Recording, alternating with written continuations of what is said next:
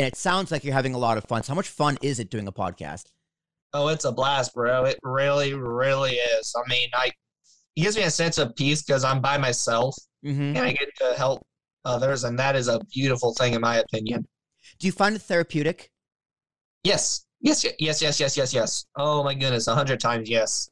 Yeah. No, me too. Like I podcast for selfish reasons, right? Like this podcast, it's a multifaceted podcast. Like, yes, it's a networking tool for my business, but don't get me wrong, it's also a lot of fun for me, and it's personal growth for me. Like I talk to people I want to talk to. Like if you reach out to me now, I listen to your podcast when I'm interested, I don't have you on. It's just because I'm selfish. But the idea of just talking to people and being on a microphone, it's very comforting to me, and it's very therapeutic, where it's just like, okay, I can relax and just be who I am behind the microphone.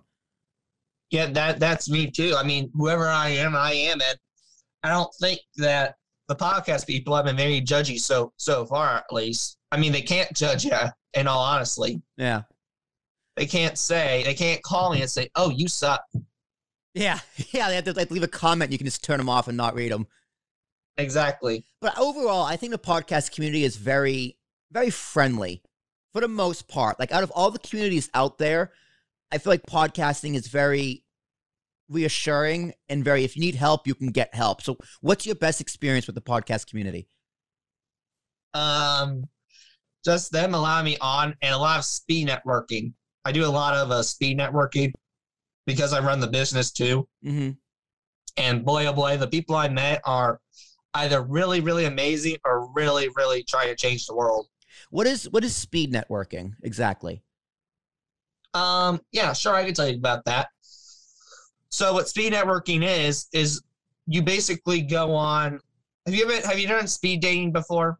Yes. Or heard of that? It's like that, but instead of dating, you're networking, but it's virtual. So you basically go online with Zoom, and then you go in like breakout rooms and then you basically have there for like 60 minutes or like maybe even 5 minutes or a little less amount of time.